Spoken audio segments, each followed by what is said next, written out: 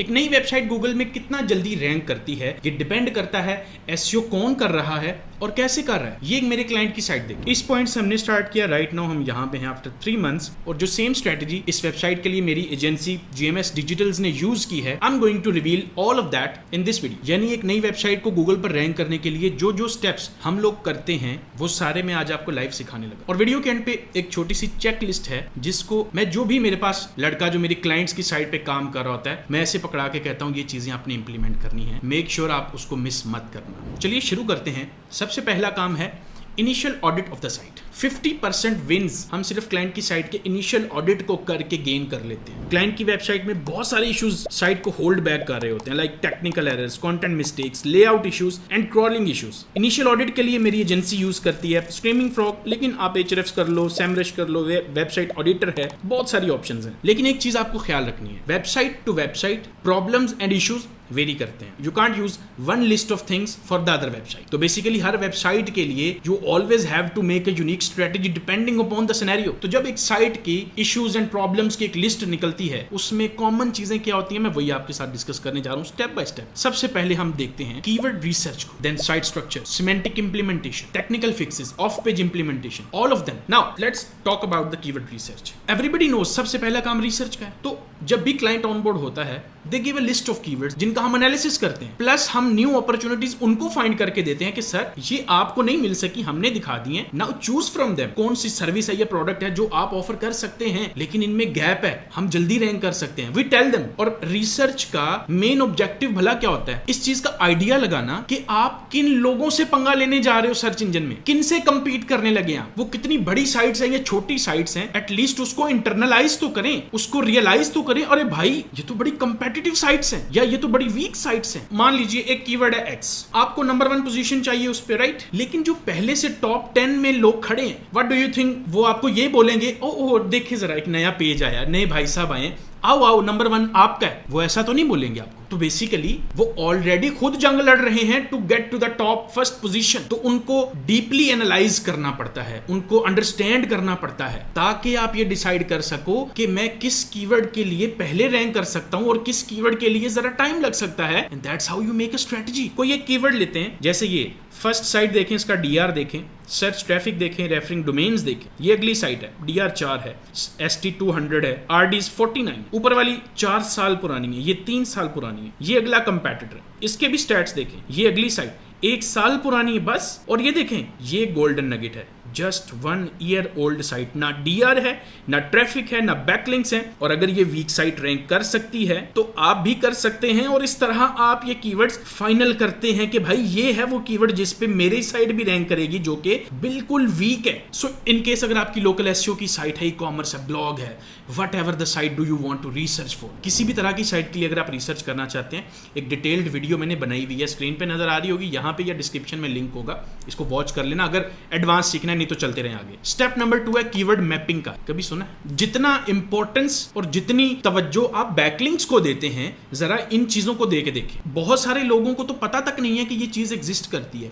जब आप रिसर्च करते हैं ना, आपको एक लंबी लिस्ट ऑफ कीवर्ड्स मिलती है, उसमें से बहुत सारे ऐसे कीवर्ड्स होते हैं जो लगते एक दूसरे से डिफरेंट हैं, लेकिन उनका मतलब एक ही होता है। You always have to group them into one topic. For example ये 10 कीवर्ड्स देखिए, हर एक कीवर्ड पर सेम पेज रैंक कर रहा है, देख लें, आप खुद लाइव देख सकते हो, क्योंकि इनकी इंटेंशन सेम है। तो रिसर्च करते टाइम आप इनको ग्रुप कर देंगे। नाउ ये सब कीवर्ड्स मिला के एक आर्टिकल या एक पेज बनेगा, ना कि अलग अलग 10 articles. That is the concept. अगर ग्रुप नहीं किया तो सेम इंटेंट के कीवर्ड्स पर आप क्या करेंगे, आप डिफरेंट पेजेस बना देंगे और गूगल को ये लगेगा आप गूगल से धोखा कर रहे हैं। एक टॉपिक के लिए मल्टीपल पेजेस रैंक करना चाहते हैं, जो कभी नहीं होने देगा गूगल। तो रैंकिंग तो दूर की बात है। कीवर्ड मैपिंग में बेसिकली आप कीवर्ड्स को ग्रुप करते हैं ताकि टॉपिकली उनको अलग अलग कर सकें। टॉपिकल मैपिंग से आपके कीवर्ड्स की ग्रुपिंग होती है, जिससे आपको यूनिक टॉपिक्स मिलते हैं और वो टॉपिक्स होते हैं जिन पर आपका फाइनल पेज बनता है, यानी कंटेंट बनता है। तो क्या फिर ये ग्रुप ऑफ कीवर्ड्स जो हैं, एक टॉपिक में 10 कीवर्ड्स हैं, अगर do we need to incorporate them in the content? No, because जब आप सिमेंटिकली ऑप्टिमाइजेशन करेंगे अपने पेज की, उस टाइम पे वो ऑटोमेटिकली वो 10 क्या उस तरह के और 100+ कीवर्ड्स आप अनजाने में टारगेट कर जाते हैं। That is the power of semantic SEO. ये एक पेज देखें, एक टॉपिक पर टारगेट किया गया है, लेकिन अकेला पेज हंड्रेड्स ऑफ कीवर्ड्स पर अकेला पेज रैंक कर रहा है because of semantic SEO. Now अगली चीज है semantic SEO. What is it? अब ये ऐसा टॉपिक है जिसके ऊपर बात करते हुए ज्यादातर पाकिस्तानी लोगों की टांगें कांपने लग जाती हैं, और इसमें है ही कुछ नहीं है यार, बहुत सिंपल है। आसान अल्फाज में सिमेंटिक एसईओ का मतलब है राइटिंग कंटेंट ऑन टॉपिक्स या कॉन्सेप्ट्स रादर देन कीवर्ड्स। अगर आप अभी भी कीवर्ड्स को फोकस करके कंटेंट लिख रहे हैं तो all you are going to do is, ये मेरा कंटेंट है, ये 10 दफा मेन कीवर्ड रिपीट हो गया, ये 5 दफा सेकेंडरी कीवर्ड्स भी कंटेंट में प्लेस हो गया, चलो जी डन। टॉपिक या कॉन्सेप्ट पर राइट करने का मतलब ये है कि आप जिस टॉपिक पर राइट कर रहे होते हैं उससे रिलेटेड जितनी पॉसिबल रेलेवेंट NLP टर्म्स आप कंटेंट में ऐड करेंगे, उतना ही कंटेंट ज्यादा बेहतर तरीके से गूगल समझ सकता है कि ओके ये बंदा तो एक्सपर्ट है अपने टॉपिक पे, जिसकी वजह से क्या होगा, Google will automatically consider you an expert.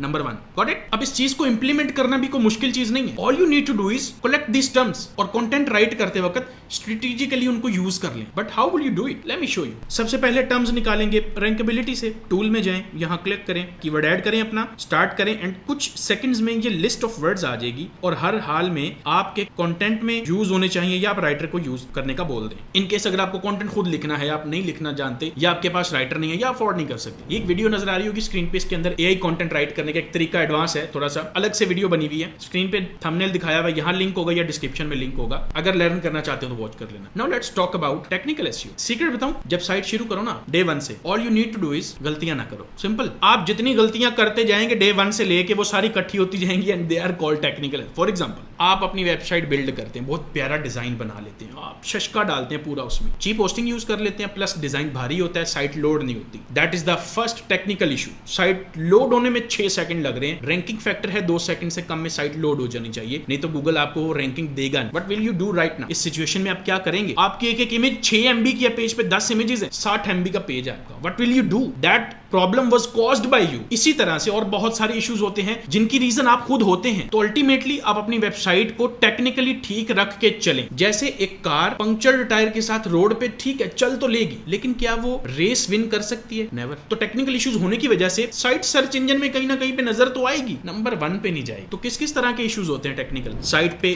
HTTPS का ना होना, तो SSL लगा लेना चाहिए वेबसाइट के ऊपर। आपकी साइट के ऊपर डुप्लीकेट कंटेंट इश्यूज होते हैं, पहले उनको फाइंड करना फिर उनको फिक्स करना। इसी तरह से वेबसाइट की पेज स्पीड की इंप्रूवमेंट करना भी मैंने आपको उसके ऊपर बताया। फिर आपकी जो वेबसाइट है, मोबाइल हो, लैपटॉप हो, कोई भी डिवाइस हो, उसके ऊपर ओपन होनी चाहिए। फिर आपकी जो robots.txt की फाइल है वो प्रॉपर्ली ऑप्टिमाइज होनी चाहिए। This is the first file जो गूगल रीड करता है। फिर आपकी साइट पे स्ट्रक्चर्ड डेटा, ई-कॉमर्स साइट है, लोकल एसईओ की साइट है, बिजनेस है, व्हाटएवर, इंप्लीमेंट होना चाहिए। एंड फाइनली ब्रोकन पेजेस अगर हैं उनको फाइंड करना है, फिक्स करना है, and there is a huge list of these things. और वो लिस्ट आपको प्रोवाइड भी कर दूंगा, जस्ट अपनी कमेंट के अंदर ईमेल ड्रॉप कर दीजिएगा, मेरी टीम आपको वो लिस्ट ड्रॉप कर देगी। या इन केस अगर आपको उसके ऊपर प्रैक्टिकल वीडियो देखनी है तो आपको ये स्क्रीन पे जो वीडियो नजर आ रही होगी यहाँ पे लिंक होगा या डिस्क्रिप्शन में, टेक्निकल एसईओ के ऊपर एक फुल फ्लेज्ड प्रैक्टिकल वीडियो बनी हुई है, अलग से अगर सीखना चाहें तो जाके वॉच कर सकते। Now let's talk about of page SEO. I know आपको पता है ऑफ पेज बैकलिंक्स को कहते हैं, गलत। Of page is a combination of multiple activities जो आप वेबसाइट के ऊपर नहीं बल्कि वेबसाइट से हट कर करते हैं ताकि सर्च इंजन में रैंकिंग मिल सके। अगर ऑफ पेज बैकलिंक्स नहीं है तो क्या है? ऑफ पेज में बैकलिंक्स के अलावा भी कुछ चीजें like branded searches, part of page, increasing engagement या सोशल मीडिया या सोशल ब्रांडिंग। लेकिन हम आज सिर्फ बैकलिंक्स के ऊपर ही बात करते हैं ऑफ पेज की। गूगल की अपनी ऑफिशियल वेबसाइट पर उन्होंने मेंशन कर रखा है कि पेज रैंक उनके कोर रैंकिंग सिस्टम का पार्ट है जो कि डिपेंड करता है बैकलिंक्स के ऊपर। अब बैकलिंक्स की बात करें तो क्वालिटी मैटर करती है, क्वांटिटी नहीं। और क्वालिटी लिंक वो होता है जो किसी हाई अथॉरिटी वेबसाइट से आपके पेज को मिलता है, और ये तब होता है जब आपकी वेबसाइट पे कोई डाटा सोर्स मौजूद हो जो डाटा लोग यूज कर सकें फॉर रेफरेंस। जैसे फॉर एग्जांपल मोज की ये कीवर्ड रिसर्च की बिगिनर गाइड को मिल रहे हैं बैकलिंक्स, जरा देखें। और इस पेज को बैकलिंक्स मिलने की जो मेन रीजन है जरा वो देखें, जो कि है वो उनकी ये स्टडी जो इन्होंने की। तो आपकी वेबसाइट पे अगर कोई यूनिक रिसर्च या कोई ऐसा पीस ऑफ इंफॉर्मेशन जो बड़ा यूनिक है या डाटा है जो सिर्फ आपके पास, people will love to link that. इसके अलावा आप ट्राई कर सकते हैं ब्रोकन लिंक बिल्डिंग। अब ट्रेडिशनल लिंक बिल्डिंग में आप ब्रोकन लिंक्स कैसे ढूंढते हैं? यानी वो सारे लिंक्स जो किसी ऐसे पेज को जा रहे हैं जो एग्जिस्ट नहीं करता, 404 हो गया, right? That is the approach. लेकिन इसमें प्रॉब्लम ये है, डिपेंडिंग अपॉन द निच, जो भी आपकी निच होगी, किसी में ज्यादा मिलेंगे, किसी में बहुत कम, किसी में मिलेंगे। तो दिस इज अ प्रॉब्लम जो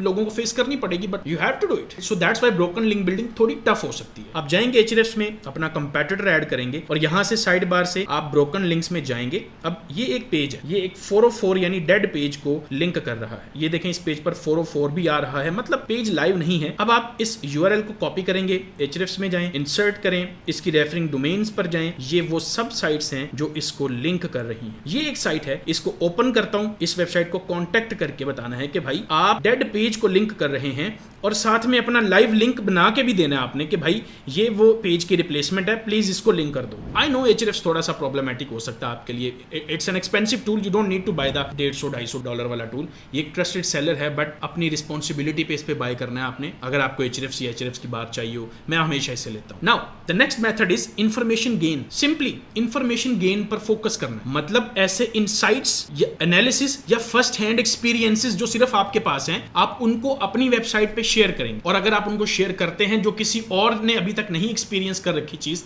that will also get some backlinks. And finally there is guest posting. I am not talking about those $10 वाली गेस्ट पोस्ट्स जो आपको मार्केट में हर दूसरा बंदा बेचता हुआ नजर आ रहा होता है। I am talking about the real guest post backlinks. जैसे आप ये फुटप्रिंट एंटर करते हैं गूगल में, ये वो साइट्स आ जाती हैं जो खुद अलाउ कर रही हैं कि आप उनकी साइट पर एज अ गेस्ट एक आर्टिकल पोस्ट कर सकते हैं और उसमें से एक लिंक ले सकते हैं। अब इसके अलावा बैकलिंक्स के और मेथड्स हैं जो थोड़े बहुत बेसिक्स हैं, लाइक फॉर एग्जांपल नीचे एडिट्स हैं, web 2.0, guest post, video backlinks and list goes on. So that was all for this video. Video के स्टार्ट में आपसे प्रॉमिस किया था कि आपके साथ एक चेकलिस्ट शेयर करूंगा। स्क्रीन पे आप जो देख रहे हैं ये चेकलिस्ट आपको मिल जाएगी। कमेंट के अंदर अपनी ईमेल ड्रॉप कर दीजिएगा और मेरी टीम में से कोई भी बंदा आपको ये सेंड कर देगा। That's all for this video. See you in the next one. Take care.